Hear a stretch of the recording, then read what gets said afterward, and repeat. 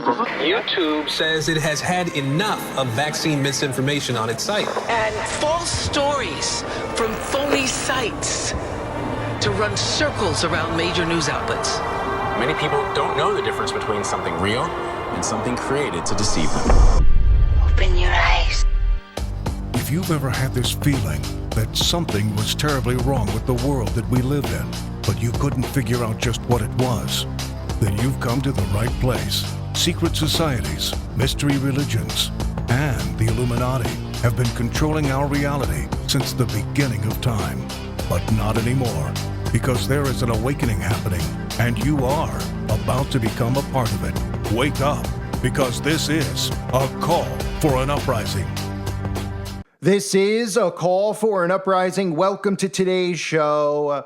If you haven't heard, biometric verification is now officially being introduced into airports in the United States of America this week. I've talked about this in the UK with immigration. I've talked about this coming to America. They've been hinting at it for a while now, and now they're actually beginning to roll this out in about 15 different airports, including Seattle and Washington. And of course, we're in a world now where if I told you 20 years ago there'd be biometric surveillance and biometric verification to get onto an airplane or to go to a grocery store, you would have said it's absolutely insane. But it's so important how desensitizing people to cameras has been for them to get away with what they're about to get away with, where people don't even realize that once biometric surveillance is fully in place, and not that it's not already, because we know there's cameras everywhere. There's cameras on every street corner. Every store has cameras. Every traffic light has cameras. Everybody's front door pretty much has a camera on it.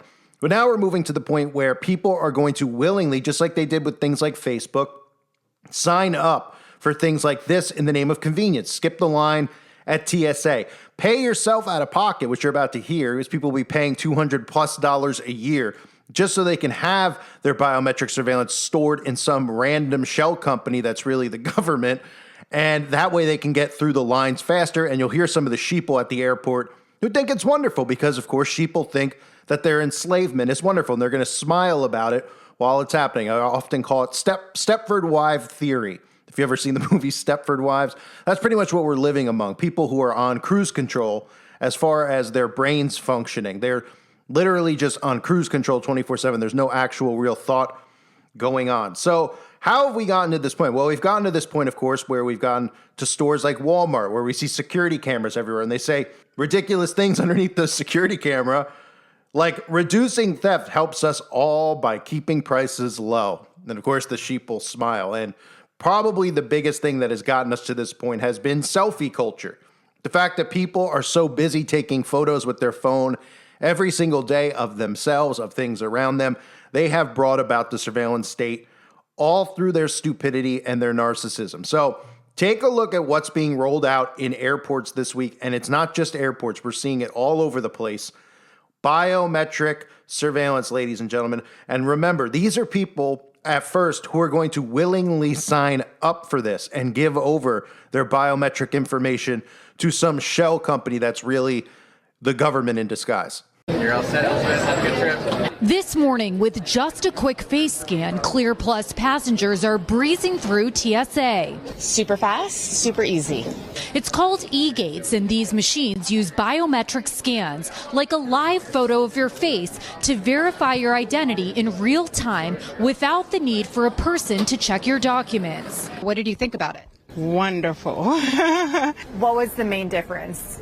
Not fumbling for my license. The lanes are only open to Clear Plus members, which requires one government-issued ID, a $209 per year membership, and a scan of your face for your biometric data. Just like a regular Clear lane, you have to get your boarding pass scanned. Then you walk up to the e-gate and a camera scans your face. And after 3 seconds, you can walk right through without having to talk to anyone, and then you're off to the baggage screening area. While you skip one line, TSA still screens passengers and their carry-ons. Clear says they never sell your biometric data and that TSA has complete operational control over security screening. This is new to American travelers, ubiquitous if you go to Europe, to Asia, across the world.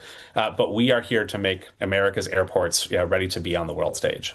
They hope this technology will shorten lines at airports ahead of major events like the FIFA World Cup next summer, which could bring 20 million international visitors to the U.S., putting unprecedented pressure on airport security infrastructure. I think it's a good deal for people who are business travelers, people that do travel a lot, luxury or business, I guess, simply because it's really not a huge price to pay for the time they're going to save. The e-gates come after TSA eliminated the requirement to remove shoes at security checkpoints last month, and after new family-friendly security lanes rolled out at some airports to make flying with children easier. New programs that could be a game changer for airport travel. Okay, Priya, sold. Do you know the other airports that these e-gates are planning to expand to? Yes, Savannah. So the program is being launched here in Atlanta, but by next week, it's going to be in D.C.'s Reagan National Airport. By the end of the month, it'll be in Seattle's Tacoma International Airport. And by next summer, it's actually going to be in 59 airports nationwide, all of the same airports that Clear already operates in. Savannah? Okay. Looking forward. Okay, Priya, thank you.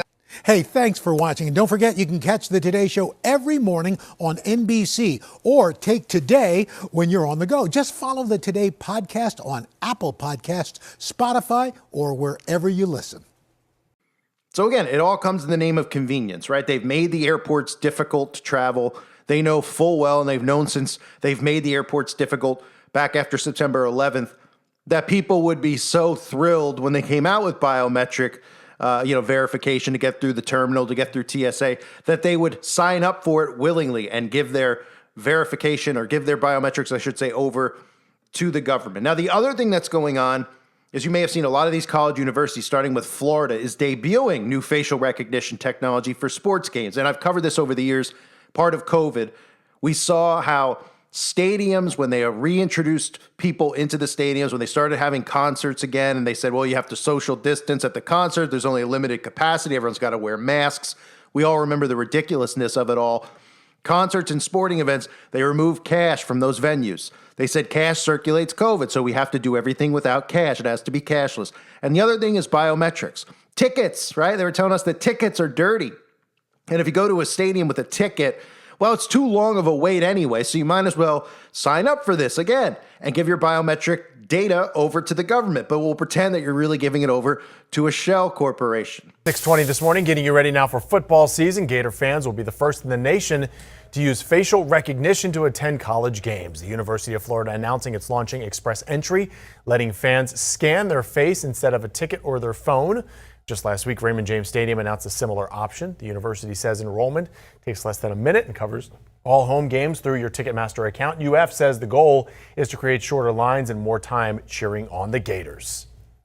Well, continuing coverage now at 4 o'clock it is. We are getting a closer look at how the University of Florida's new facial recognition technology will work during sporting events. Take a look. Facial recognition tech will be used at Ben Hill Griffin Stadium and other UF venues. There's Danielle checking it out with the goal, they say, of reducing wait times. The Swamp will also be the first stadium in the nation using that system, as we reported. Fans will have to register online before, and officials say the rest of the process is easy from there. It's completely free to sign up. It's open to any fan. It's as simple as taking a selfie. It really is. And when you arrive to the stadium, there's express entry lanes designated only for express entry, so you get to bypass the lines, go straight through the stadium. So we've gotten to a point now where the desensitizing is so severe.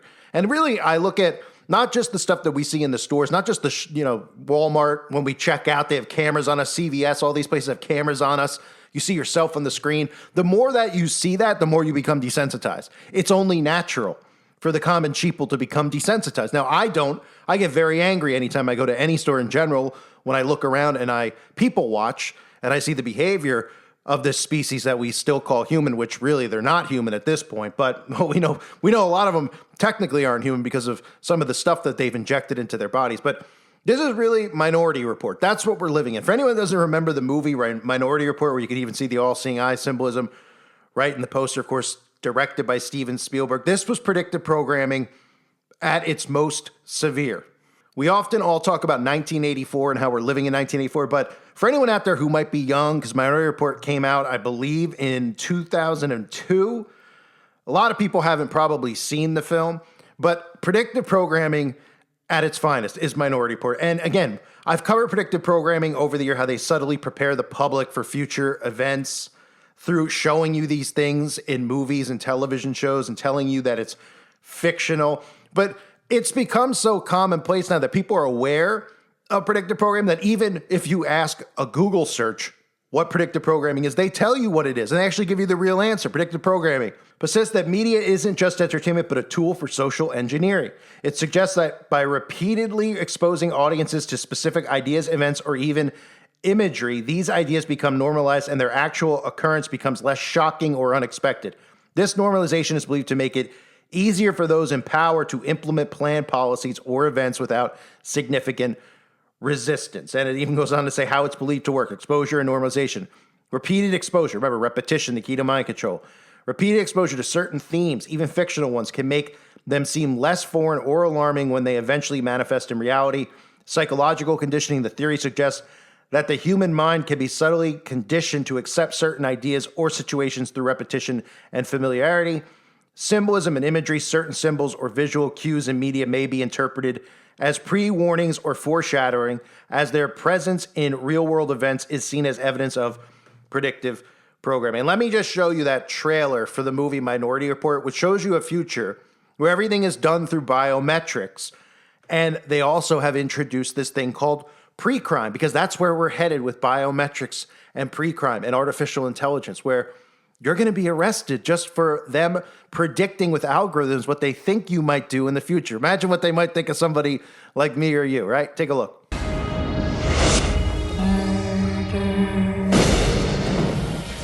Okay, Jad, what's coming? Double homicide, one male, one female. Killer's male, white, 40s. Set up a perimeter and tell them we're en route. I'm placing you under arrest for the future murder of Sarah Marks. Give the man his hat. The future can be seen. All we have to run on are the images that they produce. We see what they see. There hasn't been a murder in 6 years. There's nothing wrong with the system. It is Perfect, I agree. Murder can be stopped. Tell me exactly what it is you're looking for. Flaws. You ever get any false positives? We are arresting individuals who have broken no law. But they will. The fact that you prevented it from happening doesn't change the fact that it was going to happen. The system can't be wrong. You say something, Chief? No. You're in a lot of trouble, John. I have a warrant in my pocket that says murder. Don't run. You don't have to chase me. From 20th Century Fox. He set me up. He set me up! And DreamWorks Pictures. Who's the victim? I've never heard of him, but I'm supposed to kill him in less than 36 hours. He's gonna get her. Tom Cruise. I need your help. If you contain information, I need to know how to get at it. In a Steven Spielberg film. I have to know. I have to find out what happened in my life.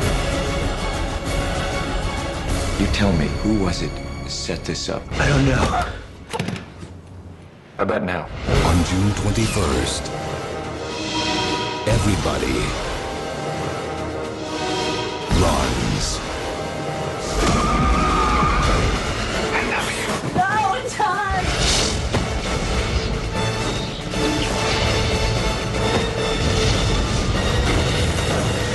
Minority Report. And again, the plot of Minority Report, and this all ties in to the stuff you're seeing at the airports with biometric surveillance and biometric data, because everything's run through biometrics. That's why in the poster you see Tom Cruise with one eye, but the other eye is closed because he actually has to get his eyes transplanted in the film. But based on a story by famed science fiction writer Philip K. Dick, Minority Report is an action detective thriller set in Washington, D.C. in 2054, where police utilize a psychic technology to arrest and convict murderers before they commit their crime. Tom Cruise plays the head of this pre-crime unit and is himself accused of the future murder of a man he hasn't even met yet. At the time this movie came out, people were just like, whoa, it's just some cool science fiction movie and Steven Spielberg's directing it. Got to go see it, right? But people aren't paying attention. We now have biometrics all around us. We have biometrics we're allowing to be around us. We're allowing ourselves to be on film, where we once had rights to privacy, where a store didn't have the right to film you. The street corners didn't have a right to film you. Your neighbor didn't have a right to film you with a Ring camera. Now you go out, somebody who's holding their phone, filming themselves to put a video up on TikTok has the right to film you. Remember they used to have the days where people would have their faces blurred out? Well, people are so desensitized now, they think it's crazy that you would want your face blurred out, just like people think it's crazy that some of us want to remain anonymous. So you might think that whole notion of Minority Report's crazy, but the UK creating murder prediction tool to identify people most likely to kill. These are articles that have been out there circulating for a couple of years now, where people weren't even familiar with AI or algorithms back in 2018, but they were talking about how the UK is creating algorithms and testing murder prediction tools to identify potential killers, right? Government creating Minority Report style murder prediction tool that uses personal data to identify most likely killers. Ministers are introducing a form of pre-crime so protesters could be arrested before they protest 2023. How pre-crime predicted in Minority Report is already a reality 2018. And that's exactly what's going on with us even posting on the internet. They've already begun convincing people out there that conspiracy theorists are the new form of terrorists. And that's what the future holds. And in that film, Minority Report, the reason I showed you it with biometrics is that in the movie, Tom Cruise's character undergoes eye surgery so he can evade the city's retinal scanning system. The futuristic society of Minority Report relies heavily on retinal scans for identification and surveillance, and he needs it to go off-grid to prove his innocence when he's accused of a future crime. And this is just telling you, there is no off-grid. With biometric surveillance, there's no actual escape. And the funniest part about it, which isn't so funny, but if we think about it, is that these people aren't just being filmed without their consent. They're signing up for this stuff. They're going to the website. Ooh, let me go to the TSA website. I'm going to give them my fingerprint and my retina scan so I can get through the airport a minute faster. And I'm not going to question why TSA makes us wait an hour to get through the airport when they know very well that no one's getting on the plane with a gun. Nobody's getting on the plane with a bomb. If any of the planes actually blow up, it's them blowing them up or crashing them themselves, because they wouldn't do that to their own plane and they wouldn't allow some civilian to blow up their own planes, right? That's how this whole thing actually works. But because people have become so frustrated, oh, it's convenience, convenience, convenience. Oh, it's too much. You heard the woman in the clip. They're fumbling around looking for my ID. No way. I'll just use my face. Right, until they start using the tech against you and say you write something online that's not very nice about somebody that you don't like. And you go to a store for your biometric scan to pay for your groceries, and suddenly you can't pay for it. And eventually we know that the biometric scan is actually going to be your body, because this is going to be embedded inside of your genetic code. It's going to be embedded in you through a blockchain, which is going to be inside your DNA. And that's what all this stuff with gene editing is all about. But we go back to the story where it starts here, right? We talk about the TSA, we talk about the airports and the biometrics, the frustrations that people have, how we've gotten conditioned with selfie culture and cameras in every store. And now we're getting to a point where people are willingly signing up, paying money out of their own pocket to give to the government, pretending it's some shell company that they'd never heard of. That's how trusting they are. Oh, Clear, a company called Clear. Oh, okay. I'm just going to give them my biometric data. They don't care anymore. And this is all from desensitizing, or being desensitized, I should say, from things like Facebook and everything else that they've given up their privacy. They've given them all their information. And now they don't care because they're so desensitized to it. And they're being trained subconsciously without realizing it that people who don't want to give up their biometrics are hiding something. People who want to remain anonymous are hiding something. They're cowards. They should want to show their face. They should want their biometrics. They're a threat to society. People posting online who don't want to be seen. People who don't want to participate in biometric surveillance, who think that it's bad. They're probably somebody who's likely to commit a murder, right? Go say they're probably likely to commit a murder because they're afraid to be on camera. What are they hiding, right? This is what they're convincing everyone of. So when people hear you talk about this stuff with biometrics, that's how they're going to respond. They're going to say, well, I'm not hiding anything. What are you hiding, right? That's what I always say. They go, I don't hide anything. I got nothing going on, right? Until the rules change. Because 10 years ago, I could easily say, well, I wasn't hiding anything, and I'm not hiding anything now.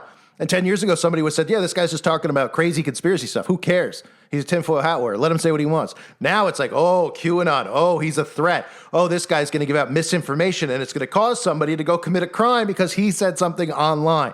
And that's how these people have been conditioned. So we have biometrics at the airport. We have biometrics at sports stadiums. We have Minority Report right around the corner. Because the next thing you know, we have these pre-crimes with algorithms that they're planning on using and convincing people, hey, we're going to arrest a call for an uprising. We're going to arrest people who listen to him because that's dangerous content. And they're likely to commit a crime in the future because of the things they're talking about. And don't worry, they won't be able to go off grid because we'll be able to track their biometrics everywhere because we'll have these cameras everywhere. Then nobody will be able to commit a crime and we'll live in a utopia, except, of course, for them who commit genocide every single day. I thank everybody for being here. I hope you're all doing well. God bless you and your families, as always.